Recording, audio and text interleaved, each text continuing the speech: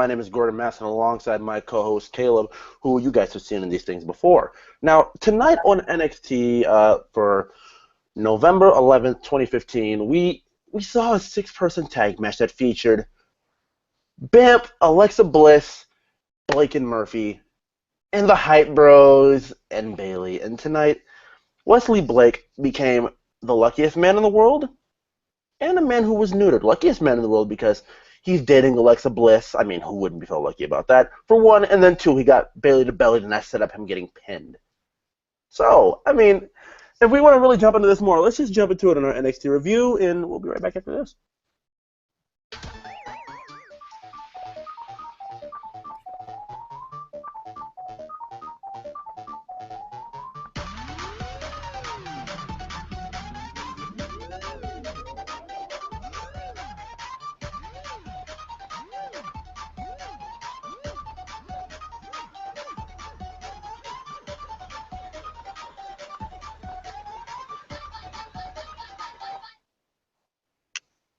All right, people, what is up? Caleb, what's up, dude? Not much, Gordon. Just chilling, digesting what we just watched a couple hours ago. Yeah, it was the highest of highs and the lowest of lows for Blake. Blake, that's his name, his whole name, Blake. Could you imagine, dude? Could you imagine if he won the WWE Championship and they had to announce? Or the NXT Championship. I suppose that's a bit more realistic. Your new champion, Blake. Did work for Edge. Well, okay, Edge. That's not just a random first name. I think Blake would be a little anticlimactic. I digress. Go ahead, Gordon. The floor is yours. Okay, so tonight on NXT, we started out the show here with Ty Dillinger, and he has a new theme song, and that, like, I'm not gonna say totally new setup here for his entrance, and it's gonna take me a while to get used to the theme song because I was digging the one he recently had with the Perfect 10 gimmick. I like this. I like the slutty girl in the beginning. It's like 10. I thought that was funny. I seriously. I dig it too. It's just like the theme music. I'm not gonna say like I'm gonna like 100%. Oh my god, it was the best. Like, but sometimes with theme music in wrestling, it takes a second to adjust, and I'm pretty sure I will. It's just, I mean, they always had that. Like the girl in the beginning is like 10. Yeah. Oh, did they have that? I don't remember. Yeah, they have. Dude, to be honest, I didn't even notice they changed the music. But like they need that. They need like that marquee, like. I'm not going to say glass shattering because I don't think Ty Dillinger 10 is comparable to an Austin glass shatter. But they need that, like, you know what I mean, that marquee sound before the music hits just so everyone knows who's coming out. But exactly. Yeah. And if then look at the Titantron, though, and see the big fucking 10. If you're still confused, we have a woman saying the word 10. So there you go. There you go. Ty Dillinger. If you don't realize the 10 on the Titantron, just pack it up and go home. Just you. Enough said. Yeah, because everyone knows wrestling fans are of the highest echelon and of the highest intellect. So it's like, you know, if you come on, seriously, buddy, what are you doing at a wrestling show, you dumbass? Unbelievable, Gordon. All right, man. Well, then I think everyone. And if you are of the slightest, I'm not going to say majority, if you are of the minority here, when I say everyone got pissed off at who came out next because Dillinger would have been jobbing, then yeah, Baron Corbin, everyone's favorite, comes out, and just the feeling around, you can hear everybody in Full Sail just shitting on it. Dude, that's every week. I don't know if you've been watching Breaking Ground. I have. Have you? I've seen the first 2 episodes, but I just got the network. Yeah. Again, I don't know if I'm beating a dead horse with this. I kind of am because I've seen online everybody's been bitching about it. But dude, he comes off. Baron Corbin just comes off as just a genuine piece of shit. Like he really does seem like a douche. It seems like he's doing this for a paycheck, and a lot of people like Brock on the Stone Cold podcast. Like he feels like. I'm not gonna say I feel like he's trying to be Brock Lesnar because Baron Corbin is trying to be Baron Corbin, but he has a Brock Lesnar mentality about him. Yeah, exactly, and he should not. You know what I mean? Because Especially in a place where they consider you like all to be family and everybody supports each other. In a system where Corbin straight up comes out and says, "It's all about me. It's all about how I feel. My goal is to get to the top and fuck everybody else who's at the bottom beneath me." exactly, and I don't know how much of this is fabricated for the TV show, or how much of it is real. I mean, at the end of the day, this is a reality television show. That's why ZZ's on there. But no, but at the end of the day, it's a reality TV show, and I don't know how much is fabricated, how much is real. Like that scene with Mojo Rawley where he's just a dick and he's by himself.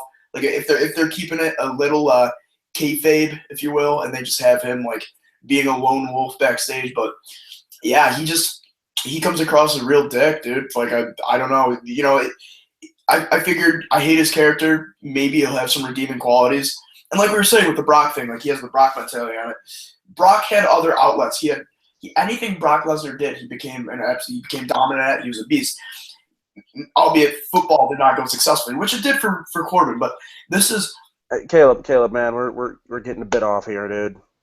No, you're gonna let me finish my rant on Corbin because I fucking hate him. Okay, there you go. That's how you get your way. But this is his only outlet, and this is the only thing that's gonna put bread on the table for him. So I don't know why he's being an ungrateful, whiny bitch.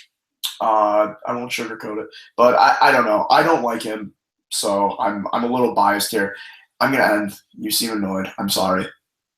Go ahead. It's not even that, dude. It's just the fact that that was a horse beaten dead. Like that's everything I've said in these things for like the last. Oh, in a nutshell, that's like everything I've said in these things for the last like 8 months. I spent one of these things talking about it was a 52-minute review talking about how you can book Corbin to make him, I don't know, likable to some sort to most people, and it's not even possible for me, dude. I've spent, I think I may have spent maybe 15 out of those 52 minutes just talking about how to fantasy book Corbin.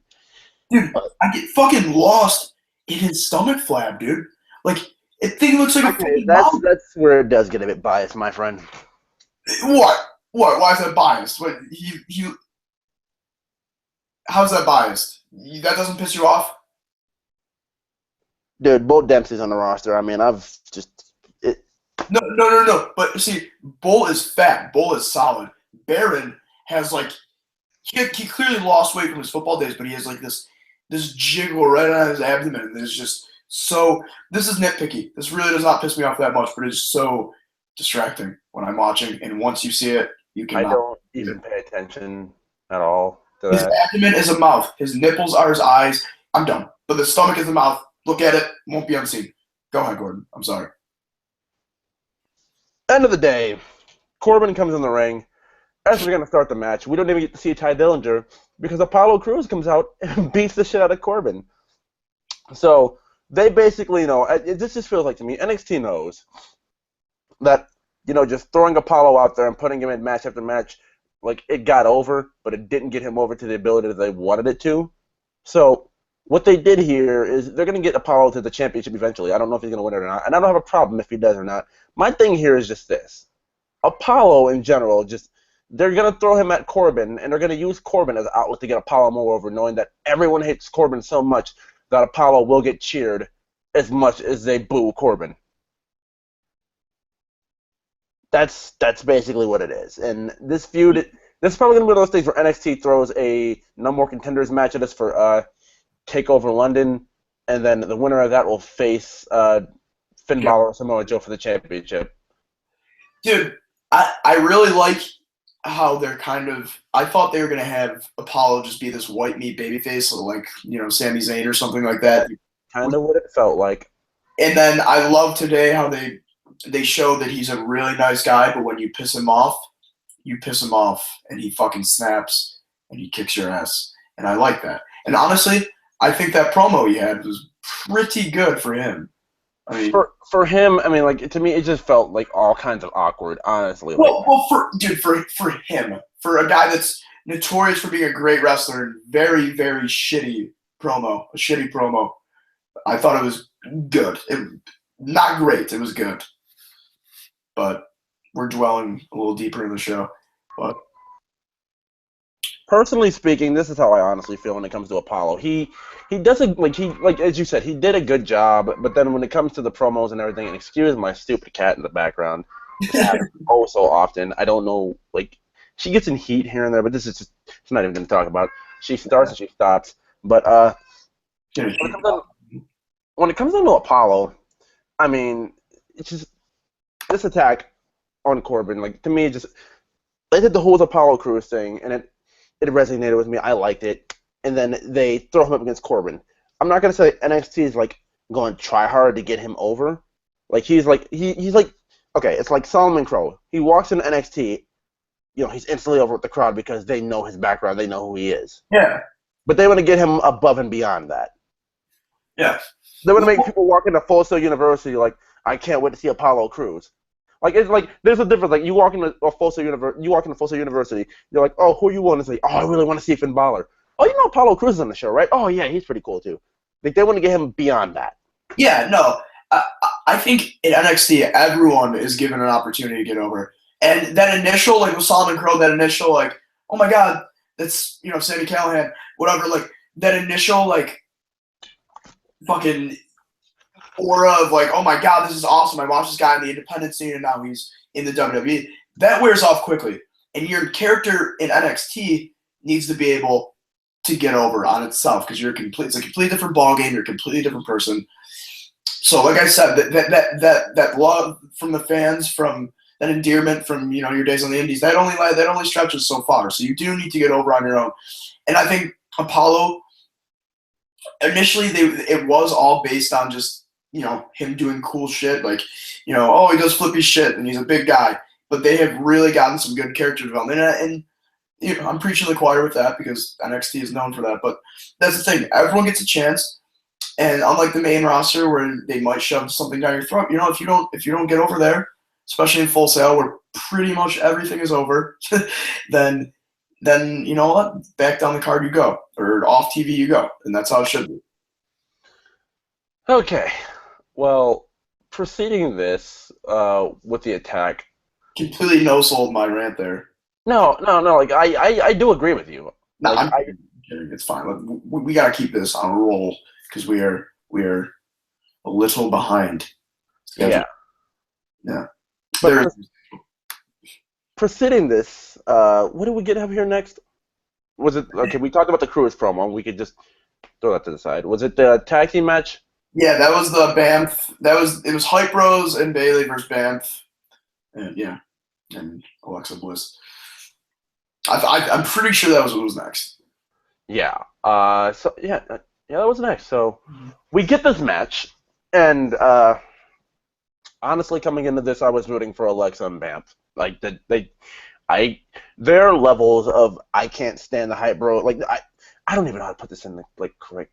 Like I try to come into these things and not just shit on somebody too much. Like he's a typical YouTuber, you shit on everything.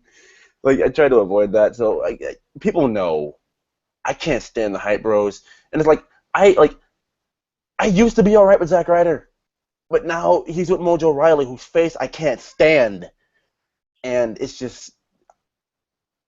Did they hire the Mojo section again tonight? Because it seemed like they were pretty over. I don't know what the hell happened. Yeah, dude, Mojo's another example. We were saying this with, Baron or something, how Vince has some sort of influence on NXT. Mojo's another guy where that is definitely a Vince McMahon selection, and no matter what, they want him to try and get him over, even though he is just, I don't know what the deal is with him, man. And they use Bayley. That is a cheap pop. And it's at its finest right there, using Bayley out there to go out there and get someone over. And he was surprisingly over. Like, the hype chants were, which is weird because they booed him originally when they were coming out. And, it is sad to kind of tie Ryder up to him. Because unlike you, I still like Ryder. I don't think he's... No, I do. Like, I still do enjoy Ryder. Like, just when he's not with Mojo Rawley, cutting the most cringeworthy, my eyes out promos. Well, not to fantasy book or anything or get too off topic, but what I think they should do is, what I'm hoping they do is have Mojo Rawley turn on Ryder at some point and become this, turn this gimmick into just being this frat boy douchebag, not even frat boy, but that high school jock. They're just a huge fucking douche they can make him a bully and just make him like this huge douchebag, and then Ryder can eventually beat him. I just don't see the point of like they had to have known like okay, Mojo Rawley's not over. People don't like him. Let's put Ryder with him to get Ryder. Like I don't. They knew Ryder would be over no matter what. And Full Sail. They should have just left him as a solo act and just let him go Tyson Kidd style. But basically, and like that's my thing. I'd actually, if we're fantasy booking, I think I could go the complete opposite way because you know how it seemed like when they did like all the other stuff they'd done before, where it seems like Ryder is like so annoyed at Mojo. It just seems like Ryder is using this as an opportunity to become relevant again and then move back up to the main roster and then eventually turn on Mojo. And Full Sail's not going to turn that down at all. Dude, no one's gonna. They're not gonna boo Ryder. Exactly. That's what I mean. Like if he turns on Mojo, they're not going to care. They're going to cheer Ryder. That's what I'm saying. So they're not gonna do that. They know their clientele, dude. But I would like to see Ryder as a heel. I would like to see him as like sort of like you said, like getting fed up with where he is in the WWE. How he's most importantly fed up with Mojo. I don't even know if Mojo has to be involved, but just Ryder sort of saying like he's done pandering to the fans, he's done being Mr. Nice Guy, he's done playing by the rules. Well, see, at this point though, I don't even know if he can say that because of all the shit he's done with Mojo at this point. Like the he ain't hyped and all that stupid shit. He could say that though. If he turns on Mojo, then he can just say his justification can be I'm done. I'm talented. I'm sick of where I am in this company. I deserve to be higher, and I'm done playing second fiddle to anybody. I'm taking what I deserve from now on. It's that simple. And give him a mean streak and completely change his character up where he's driven by the fact that he was pushed down and being nice. I mean, it's a storyline that's almost been beaten to death. But it does work in a way, a guy that is sick of just being, pandering to the fans because that didn't get him anywhere, and now he doesn't have to cheat, but he just has to be more serious and not respect the fans as much and sort of just worry about himself. But let's stop fantasy booking. So you go, ours. This match, my friend, it really, like. The one thing I noticed in most of the crowd, and that the Hype Bros got so much offense in, dude. Like, I barely remember any points in this match. Like, I remember one little tag team move where, what do you call it? Buddy Murphy handed Mojo off to, it was Zach. Handed Zach off to Wesley Blake and did the little backbreaker spot. Like, that's all I really remember from Blake and Murphy in the last time. It was a really, like, surprisingly one-sided matchup. It was weird. It was very, very weird. Just like it was almost just like to get the crowd hot, which doesn't make sense. Like they're just like, oh, let's have Bailey out there at the fucking Hype Bros. And not there's a squash match, and I think Alexa stealing the title is just obviously we'll get to what happened with it, but when it first happened, I was like, oh, this seems like this could be on Raw. Like, and that's the worst thing you can say to yourself when watching NXT. Like, oh, I can see this happening on Raw. No, I'm not saying, but this is where it comes in. Like, I feel like this is Alexa, and they play up that she's such a genius when it comes to working with Blake and Murphy. Like, if she takes Bailey out of the equation and she's not in the match and she just takes the title because obviously she wants it, she has enough faith within Blake and Murphy that she knows the Hype Girls are fucking losers, and that Blake and Murphy can beat them. Yeah. Even though she's in that backfire when Bailey straight up like fucking Bailey to belly to Wesley Blake. I just don't get when like it's kind of shitty. There's not even continuity. I don't know what word I'm looking for here, but like when wrestlers they don't learn from something that has happened 1,000 times within the WWE universe. Like when has stealing a title ever worked? Like what is your motives for stealing the title? Like does it like Well, see, it's in this case tonight. It kind of worked because Alexa Bliss has a title shot next week. Exactly, though. That's so stupid. Like, I can just come out and steal your title, and like I'm #1 contender. Like, I don't know. It's just like, at least on the main roster, they had fun with it with like Ambrose and stuff. That almost became like the gimmick for the Intercontinental title. It was just like, all right, steal from Barrett, and you're in the fucking. Okay, Ambrose's gimmick in general, because then he stole the WWE Championship. Yeah, he's a fucking lunatic and he's a theft and he's like a bad. I don't know what the fuck. Dude, we talked about this for hours. We're done. We're not gonna get into that because we're just gonna get so off topic. But yeah, I don't know. They kind of made sense of it later on in the show. I don't want to ruin it, but we'll get to that. But yeah, so really one-sided match. Hype Bros were surprisingly pretty over. Do you know they hire sections to like cheer for people? They hired a Dana Brooke section.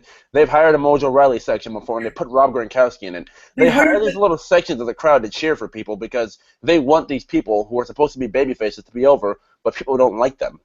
That black girl that was the Eva Marie fan last week. Remember that fucking plant in the crowd?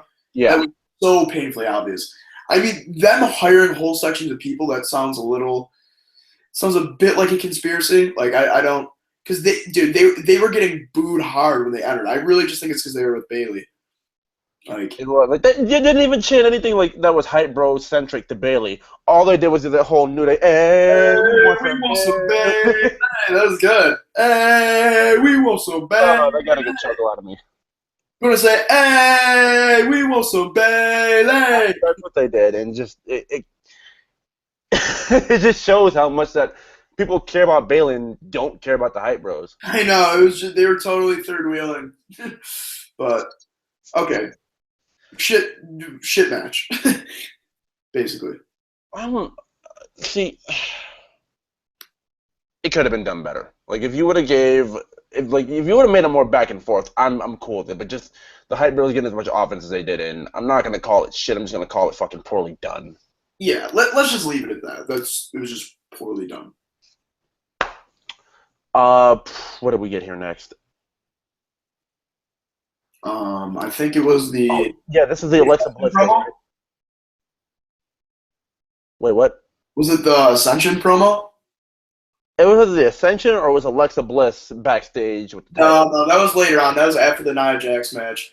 I think it was the Ascension promo. Well, basically, the Ascension come out here and just cringeworthy. Yeah, dude. As I watched that, it was one of their. They're not back to their NXT characters. They are back to their main. They're doing their main roster gimmick now in NXT, and it was one of their backstage like fucking Legion of Doom as just shitty like welcome to the wasteland fucking grunge rock band promos. The funniest part about that she just did there was you sounded so much like them. Yeah. You did a welcome to the wasteland. Oh my god, it's just. Dude, that's what it is. Victor's gonna fucking his larynx. He's gonna have to get surgery, dude. He's gonna have to get a laryngectomy. He's gonna be talking like this, like a fucking smoker for the rest of his life. That cannot be good over a prolonged period of time. To fucking go like this all the time. Like it, the Ascension. I was never an Ascension fan. I'll admit that. I was never an Ascension fan. But what they did in NXT, they cut promos quietly and they sent a direct message to you viciously. They were better off the way they were.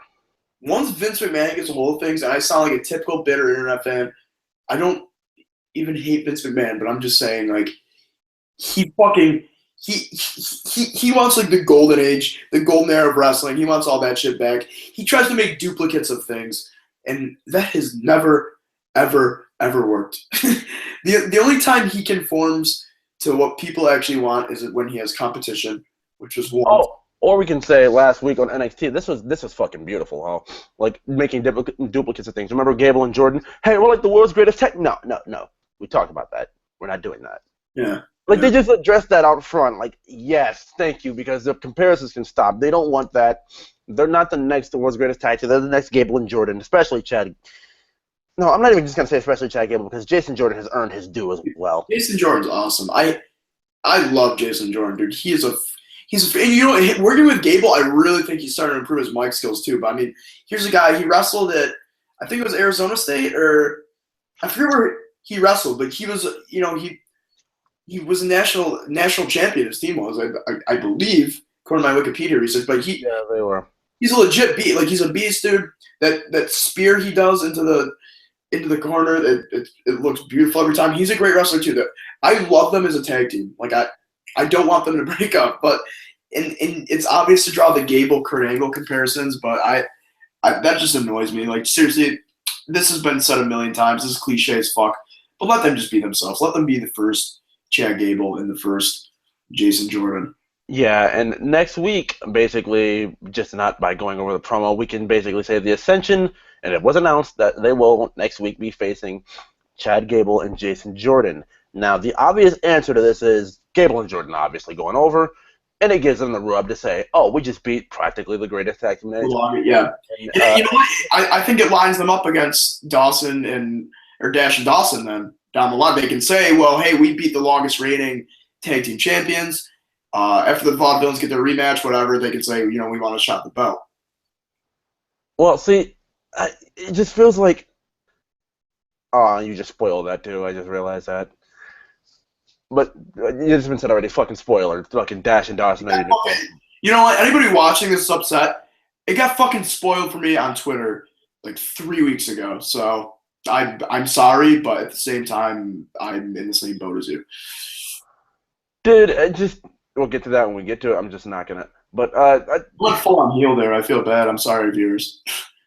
Like, dude, yeah, we were the whole Gable and Jordan thing. They'll be facing those guys next weekend. When they beat them, like it just feels like to me, like trust me, if NXT is NXT and they're going off the whole slow burn thing, like I wouldn't have a problem with Gable and Jordan getting a shot immediately, but don't you at least line like Enzo and Cass up against those guys just for revenge and then make them lose and then throw up maybe one more tag team and then have for a long time, dude. They said sprained MCL. How I know Rollins is torn. Obviously, that's like 9 months. But how long is a sprain? Like maybe what? Like 2 sets of tapings? I no, dude. I think the prognosis said like at least like 2 months. What the hell is happening with Enzo and Cass? Why are they taking them off of TV for 2 months? Well, I'm sure they won't take Enzo off, but I mean, remember Cass worked without Enzo when Enzo was injured, so Yeah. I mean, and Cass's microphone skills got better when Enzo was out, so let's hope Enzo's wrestling skills get better when Cass is gone. But yeah, dude, that Ascension promo, as I was watching it, I was just like, this is the type of shit that makes people embarrassed to be wrestling fans. Like it was so bad. And I just thought to myself, if I had never watched wrestling before and I watched that out of context, I would be laughing my ass off at just how pathetic this was. But we are so just accustomed to the darkness. We are just so we're so used to this that it just doesn't phase us anymore. Like, okay, that's an Ascension promo. And it was just so corny, dude. Dude, my instant thought when I'm literally walking home with my phone in my face like this, and I see 2 people behind me, and I'm watching the Ascension just and I'm just sitting here looking because this is a 6-inch screen. Yeah. I'm just I just cover it a little bit cringe, no, cringe. Yeah, it's showing the world. Just no, I couldn't bear. I listened to it entirely. No, dude. The Ascension is I never really was like I said before. I was never a fan of the Ascension, but the Ascension needed to go back to what the Ascension originally was. Yeah. But that's basically done. So. Yeah, that was that. What's next? Eva Marie running into Nia Jax thing? Yeah, that was when Nia Jax was coming to the ring, but I feel like they showed something for Asuka, like how she was on the cover of a Japanese NXT was featured in a Japanese magazine. Oh, it's a Japanese wrestling magazine. It was the biggest Japanese wrestling magazine that there's that's out. And Asuka was on the cover of it, and it showcased NXT and how well they treated her and how well she's done there, and they're glad that she's succeeding.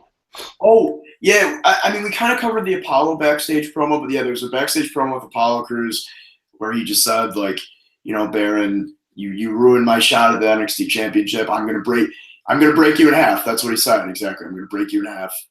And that was borderline cringy. I think it works for him, but he looked scary as fuck during that. He actually looked scary because here's a nice guy that is all smiles up until this point, and now he's saying, "I'm gonna fuck somebody up." See, you bought him being scary. I didn't buy it. Honestly, I didn't buy it.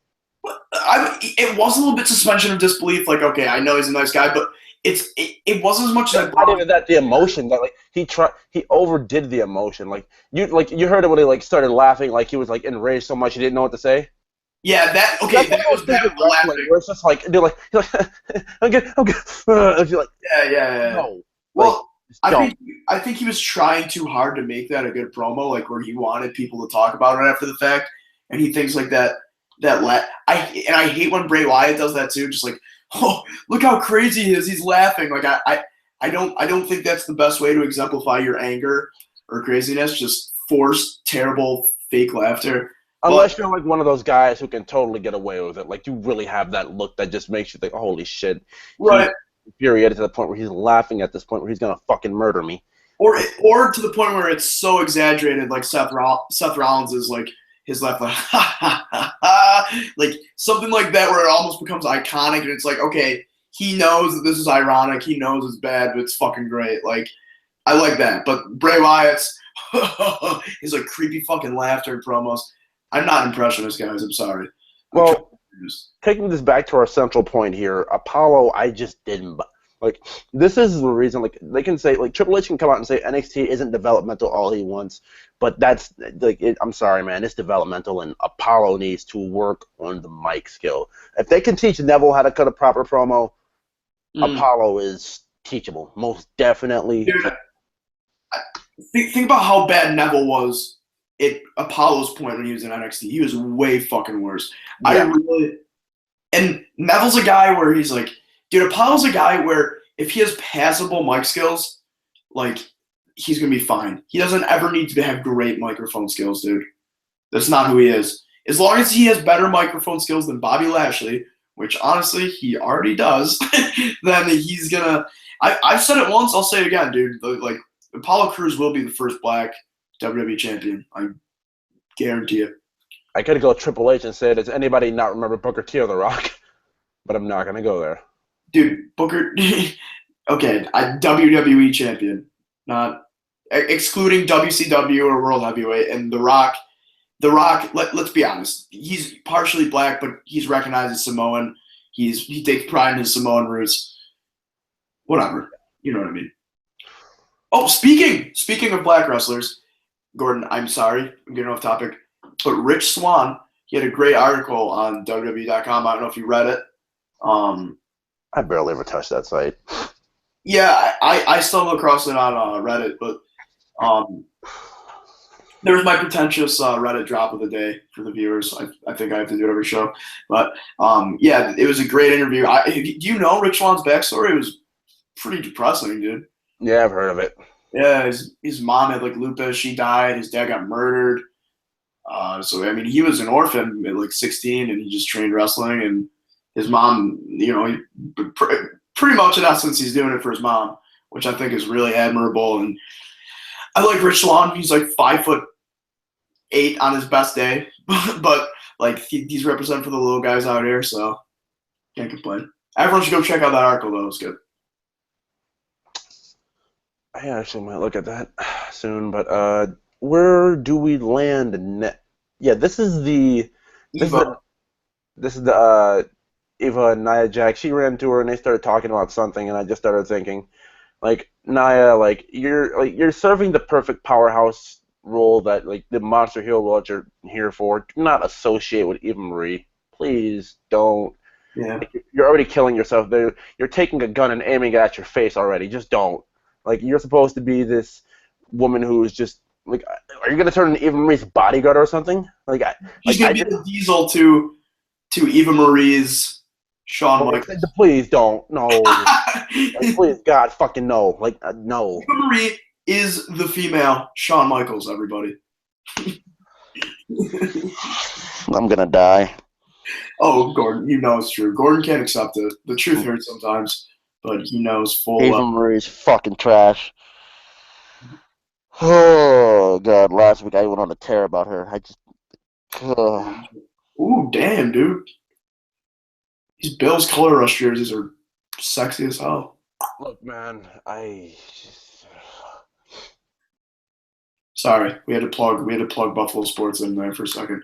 But yeah, let's just move on from that because you're gonna get pissed, and we're gonna be on here for like 3 hours. Nia Jax moves on to her match next. I remember the girl. Like, I've seen this girl like 4 different times, but I can't remember what her name is. What did I tell you her name was?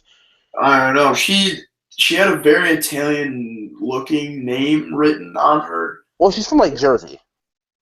Yeah. I don't know if that's just the gimmick she's rolling with. Then no, she actually like is from New York. Maybe she's a Guido. I don't know. But I don't know.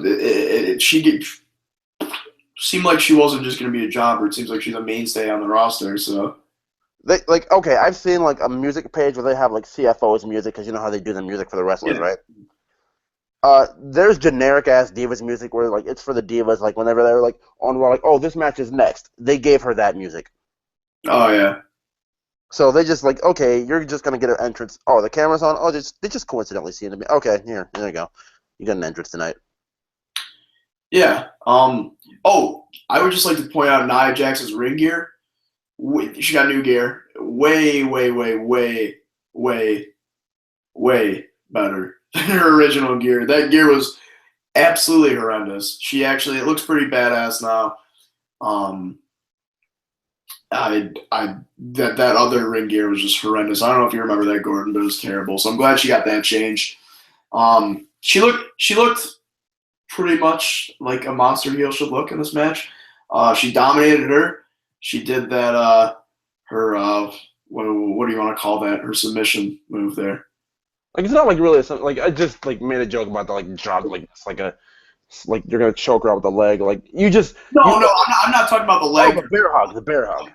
I'm talking about her like bear hug type thing. Yeah, like she bear hugs you and then like because I don't even know if she can go down that far, but like when she does it in that motion, but it's like a bear hug turning like a lazy woman spine buster. Oh, okay, yeah, that's right. It's not a submission. My bad. I'm thinking of. It starts out as a submission just so you can't reverse her going down if you're really thinking about psychology. Yeah. She chokes out a little bit and then yeah, but the leg drop was a new addition and. Oh, that's not new. She did it last time. Oh, did she? Okay. I can't remember. I'm all scatterbrained today. But yeah, I think we're in disagreement on this. I like the leg drop. It looked good. It looked like she landed like right on her trachea. It looked like it would have been pretty painful. Oh, I like it too. It looks like a fucking guillotine. Yeah. Oh, you do like it? Yeah, and like you're talking about how you don't really like Nia Jax because like you don't like monster heels, and I feel as if NXT needs something like this because you have a sympathetic champion like Bayley, and you have a title reign like Bayley's where she plays the role of an underdog, and as we all know, underdog championship reigns do not last very long. They don't have a place lasting very long in wrestling. The chase is better than the actual reign for a babyface. Yeah, and the reign will work for maybe say 2, 3, maybe 4 months at the longest, but like even Rey Mysterio, with Booker T, he dropped it in 4 months. Sami Zayn, 2 months later to Owens. Like Daniel Bryan, like he was supposed to hold it for 4 months, and then holding it for a month. Dude, the reason I don't like monster heels is because they are not going to be a monster heel forever. That is the Rusev. That's the exactly in a laundry list of them. Vladimir Kozlov, Braun Strowman eventually. But my point is that is the fastest way to set someone up for failure. Giving them a monster heel gimmick because it never works. It never works because they can't be that way forever. At some point, they're going to eat a loss, which will just completely ruin their credibility. Braun Strowman, I'm going to predict he'll be pinned 1, 2, 3 by Roman Reigns within the next 5 months. I'll give it a 5-month cap. I'll give it till WrestleMania before he gets pinned by Reigns. But my point is, they can't stay heels forever. There's going to be a time where Nia Jax loses, and then what other character does she have besides that? Besides the fact that she's just this dominant monster who got that taken away from her. Well, knowing NXT, how they pride themselves on protecting people, like especially the ones they really, really build. Mm-hmm. If Nia Jax loses, it's gonna be by her own mistake. Like she exposes the turnbuckle to really like hurt Bayley or something, and then Bayley ends up like pushing her into it, and like she falls over her back or something. Bayley gets a quick little roll up, or it's a count out. Like when they're fighting outside the ring, and Bayley runs Nia into the turnbuckle post like 300 times, and it's a count out win. Like she's never, ever going to beat her clean. Never. Yeah, I know, but I just think a loss is a loss, honestly, and that's how some people see it. Like, oh, he or she is not undefeated anymore. They're not this formidable threat that they once were, and that's the thing with WWE. Like WWE, like not WWE. I'm excluding NXT from this because they protect people. Ring of Honor, they protect people, but like WWE, and I don't even want to get off topic here, but this main roster, like the main roster has this thing. It was like if you lose or you tap out, it is your end all be all of your career, because that's basically us saying we've given up when you have no chance anymore, with our audience now thinks you're a piece of shit and you're trash. When in NXT that's not the case. Like in Ring of Honor that's not the case. In most places that's not the case, because that's not the way wrestling is supposed to be. That's where you start character development. Which is what they were kind of doing with Rusev a little bit, but you could tell they weren't fully committed to his character. Like hold on, time out. They did Rusev's completely wrong. Like, he lost at WrestleMania, and then if you just keep feeding him loss after loss after loss to Cena, it's not helping him. And we can say preaching to the choir at this point, but it's not helping him. The same thing with Bray Wyatt, who was built up to be a monster heel. And we're pretty much naming all Cena victims right now, but it's just Bull Dempsey. There's a great NXT example right there.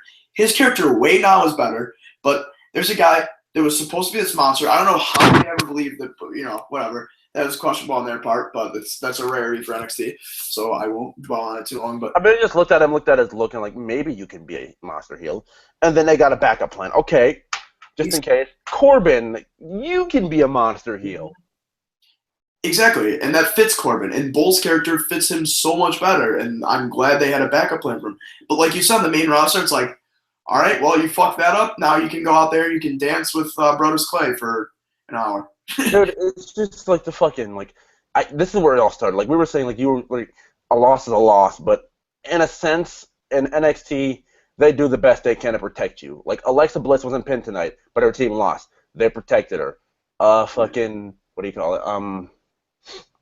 Like, even with girls like Peyton Royce and Billie Kay losing matches, they get enough offense in for you to believe, okay, these girls are going to be good. They're going to, it's like developing in sports. You're a prospect. You're going to be good. Go out there and show us what you got, and show us some new stuff, and show us you've gotten better with your training, and we'll eventually push you. Today's jobber is tomorrow's future. That's basically what it is. Well, that's why I'm a huge fan of Birch. You know that, whatever his first name is. No, but dude, what was I gonna say? This is where kind of the Nia Jax match against the girl from New Jersey. I wish I really remembered her name. Yeah, no, but I was just saying on NXT's part. I completely forgot what I was gonna say. It was about Nia Jax, most likely. Yeah, no. But Nia does want to win this match with that guillotine leg drop, and you could tell they're really trying to make Nia Jax a monster heel, because they fed her so many, and they fed her so many hot girls, and they're trying to feed her the cute faces to get her heat. Like, number one of all, I don't know if you remember her, but this is her debut, Evie. Yep. Evie was the Australian. She was the Aussie. The cutest little, exactly. Yeah.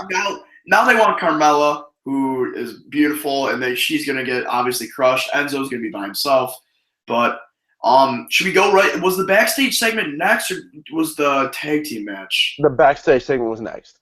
Okay, so Bayley, it shows Bayley running backstage to chase Alexa Bliss for the title. Apparently, this chase was going for 20 minutes. I love Bayley to death, but she's an awful, awful actor. Dude, like, Bayley is not Bayley without her flaws. Yeah, exactly. She's like she's running around with no emotion. Alexa. But she sees Alexa Bliss, and Alexa Bliss doesn't give a fuck right here, dude. She's sitting here taking a photo. She fuck Bayley. She's not a fucking threat. Let me just take a photo shoot right here with the title. Yeah, exactly. That's where her stealing the title kind of made sense a little bit. And I was like, okay, whatever. But so yeah, she takes the title, or she's taking a picture with the title, and Bayley goes and Alexa drops it and runs away. And Bayley takes her title, and she walks out into the hallway, and she sees Nia Jax, and then she is ambushed from behind by Alexa Bliss. So there's a lot going on between, like, with Nia Jax tonight. But so Alexa Bliss says, "That's what you get, Bayley," and she walks away. And Nia Jax picks up the title. She looks at it a little bit, cracks a smile, hands it back to Bayley, and then walks away.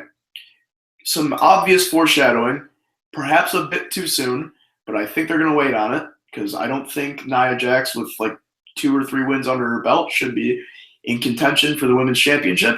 But this is obviously what I feel like they're setting up for. I don't want to call Bayley transitional by any, I really don't want to go there at all. Because, like, at some point, Bayley's losing that championship, and it's going to be to Nia Jax. Like, it's the inevitable. Bayley's losing that championship to Nia Jax, and it gives Bayley more sympathy, keeps her underdog thing going, and it sets her up for a rematch where she's probably just going to get squashed again.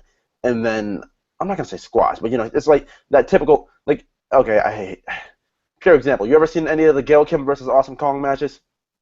Yeah. That's basically what it's going to be. Yeah. Really though, and that's the easiest story to write in wrestling: David versus Goliath. So, that's all. I think you're right on with that too. Unless they do have Eva Marie take the title off her, and they confuse her heat with actual good heel heat, instead of it really just being get the fuck off of my television set heat. Television set. I don't know why I said that. Like, I'm a fucking 50-year-old man. But yeah, that was it. And then now is the NXT Tag Team Championship match. Now, this is where we're going to have our biggest disagreement of the night, my friend. Yeah, that Gordon's getting ready for war.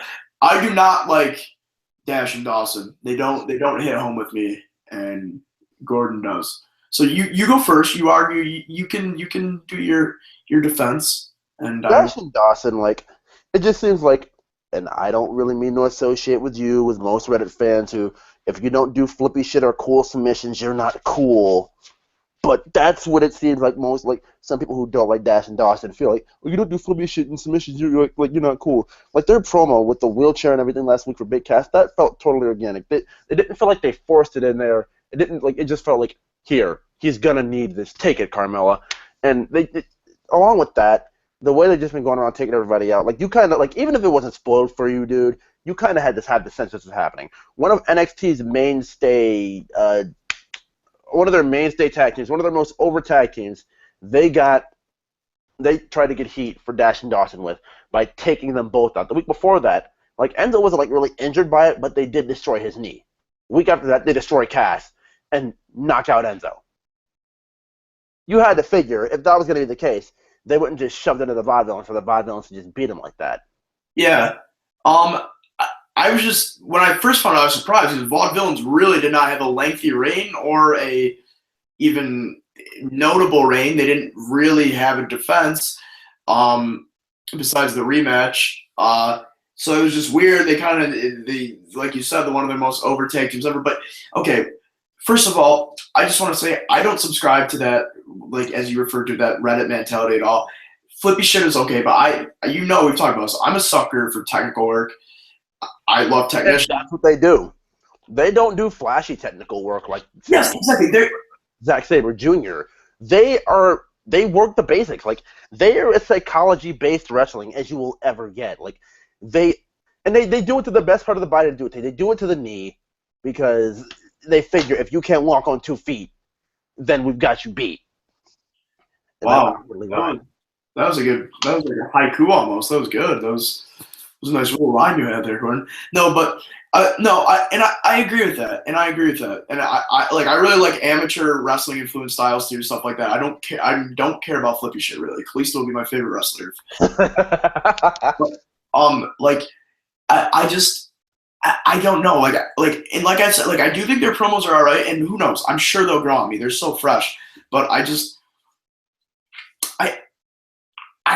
don't know if they deserve they're like mini Arn Andersons. A lot of people are saying that, but I do see that. I see that they are like that, and they are old school. They are a throwback. And I can see why a lot of fans like that. They just don't do it for me. You know what I mean? They aren't compelling. There's no character element to them. They're just two guys that are like tough guys but act like pussies sometimes. Like, there's no, and again, maybe in a few weeks when it's more clear, and like Blake and Murphy when they won the titles, they were relative no names, and then they got character development. And I'm hoping that's what happens. And that's what happened with Blake and Murphy. Like, remember, like, oh, you guys are underdogs. Like, and I think Wesley Blake agreed. He's like, you know what, we were underdogs, and then Buddy Murphy put it in his head, no, we're not underdogs. I'm sick of it. We have claimed, like, we beat the champs, and we beat the number one contenders who were the Vaudevillains at the time. We're not underdogs. We're the best tag team in the NXT. Like, no, yeah. I'm sick of that. We're not underdogs. We're not the mainstay underdogs. We are the best that NXT has to offer. Yeah, right. I'm not a big fan of Blake and Murphy either. but I do respect them as workers, though. I'll say this: Dawson and Dash, I'm tired. There's no way those guys ever get over on the main roster on their own. They're just not. That's what I think personally. I don't think there's any sort of compelling character element. I think people are going to look at them, and I think Vince McMahon and co. are going to look at them and just say, okay, these are two jobbers. And I mean, they look like just any sort of call on like WWE 2K16. They're too generic for me right now. And like I said, I hope This is why character development comes. Like NXT is a forever experimenting place. You see, like 1 week this person will have this music, no, they changed that. 1 week this person will be wearing this, they changed that. 1 week this person, like the Shatter Machine was their thing. Like they used to come in and just like do a bunch of generic moves and do the Shatter Machine, and that was their finish. Right. NXT wasn't feeling that, so they're like, okay, what are we gonna do? Oh, we're just gonna make you guys two guys who just go out there, beat the shit out of somebody, and just tear their body just tear them limb from limb, and then you're gonna just destroy their goddamn knee. Okay, yeah, exactly. That's why I'm saying. It's forever evolving. It's too early to judge. And obviously they did something to deserve these championships. And obviously they have some sort of like the NXT believes that they can run with them for some reason. So I'm not gonna judge on what NXT has to say about them. I'm just gonna sit and watch. But from what I've seen thus far, I really have enjoyed them in the ring and on the mic and with their promos and everything backstage. How confident they are, like how much they click together, it works for me. Yeah, their promos are simple. They're simple, they're good, and they work. Okay, we can leave it at that. The Dash and Watson, geez, that is a tongue twister. They won. They injured Aiden English's what was his knee they were targeting. Oh my god! Like the best part of this for me was when they had Aiden English hung in a tree and they were both just sitting there fucking bashing his knee in. Yeah. You're right. They are brutal. They are. It is, maniacal. It's thought out. It's good. I guess in a way, I see what you're saying. The way you put it, I never really thought of. So I appreciate a little bit of it, but like there's still room to grow. But yeah. So and then it showed Simon Gotch sort of just like Simon Gotch got thrown into the steps and he was out, and then Aiden tried not to tap, but he had him in that. Dude, he had him in like. It felt like a reverse figure four. No, yeah, it was like a modified figure four almost. It looked like it was weird, but it targeted the knee. It was a really cool move. I thought that was actually pretty sweet. And this is what I have to say. I love this about NXT. Not every heel wins dirty. Yep, exactly. It requires. And, they wanted to see, and this is what I like about that Triple H did. He went out there and he told those guys, "We want people to be convinced that you two are the real deal. We're gonna need you to win this by submission." There was nothing about it. It wasn't dirty what they did to Simon Gotch. Mm-hmm. They had to take Simon Gotch out. Yep. And then it was smart. It was smart to sit there on the I can't remember which one it was, but it was smart to sit there on the apron just in case Simon Gotch wanted to get back in the ring. He had to get past one of them first. You're right, and I really do like that. I like the fact that they're heels. This is what I've always said I wanted. I've won clean.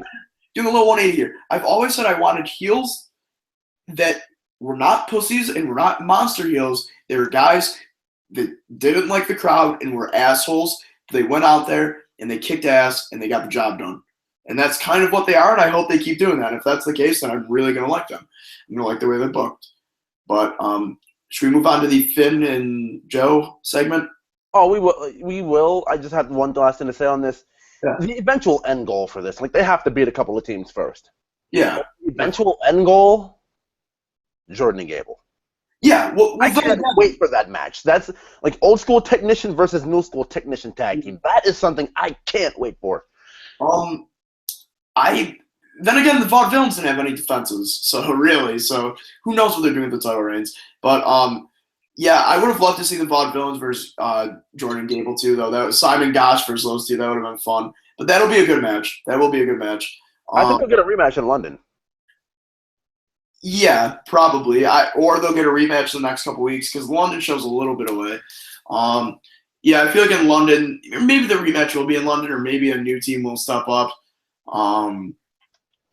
Maybe Kalisto and Sin Cara will come back down or something, just so they get a rub off them and they get a quick win. I don't know. We'll see how it plays out. But That's all I gotta say about that. It's not like Okay. Force now. That's all I gotta say about that. Well, next we can move on to Samoa Joe Mhm. and Finn Balor. Yep.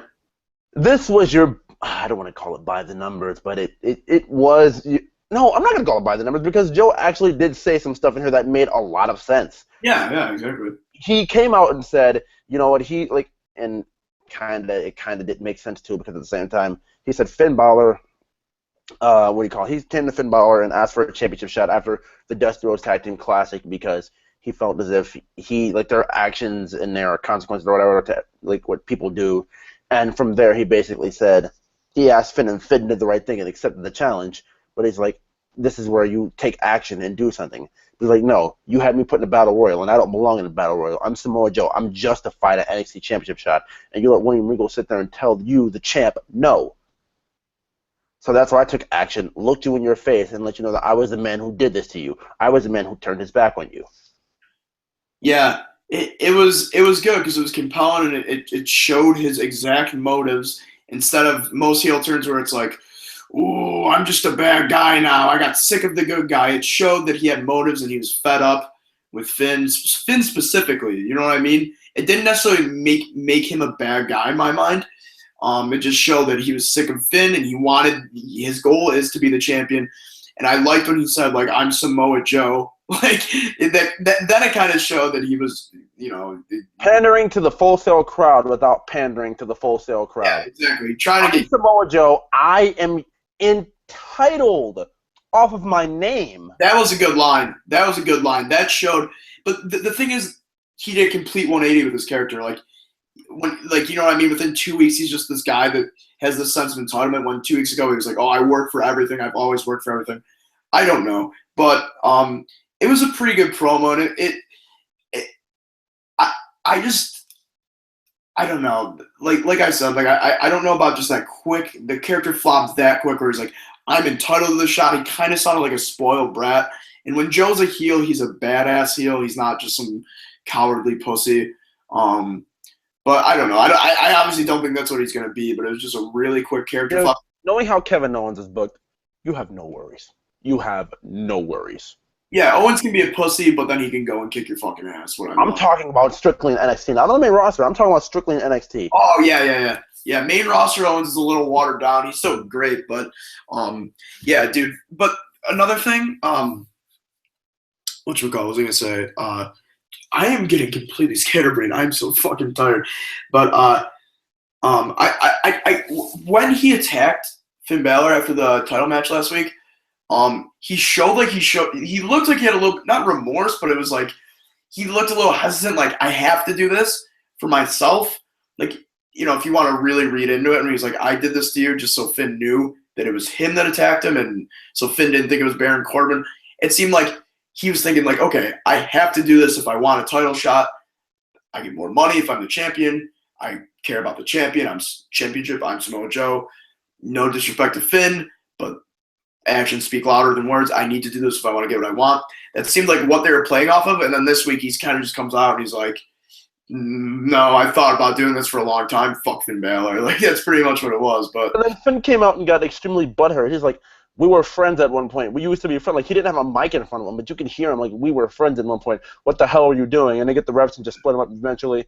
And then, I couldn't tell. Did Finn back off? what'd you say? Did Finn back off a bit? No. He didn't back off. He was going there. They were restraining him. And then what happened was, Before Joe said good choice and attacked him. Like, that. Like, I don't know why Joe said good choice. no. He said good choices, because his whole promo is about making choices to further his career and that. So he's saying good choices, Finn, good choices, kind of saying like you should walk away right now. And then Finn didn't really back away, and then he pushes the referee into Finn, which I thought was sick. That was fucking brutal, dude. That looked sweet. And then he puts him in the sleeper and chokes Finn out. Fucking Kelkina clutch. God, Joe just fucking puts the champ out. Like, Yep. I love heel Samoa Joe because like the aggression really gets to show through. Like, Joe is not gonna wait. Joe's not a pussy by any standard. Yeah, exactly. Like, Joe will fuck you up. That's basically what it is. It was a very heel way to attack somebody, but It works. yes, it did. It worked. really well. Yeah, and that was the show. So, But should we plug our 2K16 universe? I'm just tired over there, man. Are you still up for it? What'd you say? You said you're tired over there. Are you still up for it? Yeah, I'm still up for it. What, are you not up for it? No, I'm up for it. I'm just checking with you because you said you were like extremely tired. That's why I'm like, I'm up for it. It might have to be a little abbreviated today, but I'm up for it. We can you know what we can do today? We'll do the draft today, and we'll get the rivalry set up, and then we'll start the show tomorrow night. no, I'm fine with that. Okay. Okay. So this is what we're gonna do, people. Tonight, following this, like maybe a little later, like within like a half an hour or so, we're going to be doing a WWE 2K16 Universe mode. I have downloaded tons of goddamn superstars throughout the indies and names that we may know and you may not know. And I don't even know why I have a Samoa Joe because I didn't have the season pass yet. So I'm like, if I don't get the season pass, fuck it, I'm getting a Joe. But I've downloaded a bunch of people. We're going to do a universe mode. There's going to be a draft. We're each going to own a show and see who's the better booker, motherfucker. Yeah, but that's... We're gonna have crossover shows. We're gonna do all that good stuff. Gordon is gonna do NXT. I'm gonna do Raw. We're gonna have a draft. But yeah, so he's gonna have a lot of indie darlings, while I'm gonna have a lot of the roster mainstays, and I think that's pretty indicative of our wrestling fanship and viewership allegiances. But yeah, my Twitch name is Twitch is Wrestling. That's all one word, just Twitch is Wrestling. So if you guys want to check that out, that would be great. It's clever. Very clever, very unique. But I was at a press for time, and I thought, fuck it, we're going with this, whatever. So I'm sorry, guys. If you'd like to suggest a name for the channel, go ahead and comment that below. That'd be sweet, and that'd be too sweet. We'd be down for that. But yeah, so check that out, and feel free to subscribe to me on YouTube. I'll comment on the video so you guys can find that. But I'm done plugging my stuff, and my shameless self-promotion is over with, Gordon. So the floor is yours. You guys know what to do. Follow me on YouTube. I said follow me on YouTube. Look at me. Follow me on Twitter at FightMasterandFight, like Kevin Owens. You can also like this video. If you haven't liked it, subscribe if you're not subscribed for more of the reviewing amazingness on this channel. And I would like to say thank you guys for watching. I'm Gordon. That's Caleb. And that was wrestling. Thank you guys for watching. See ya.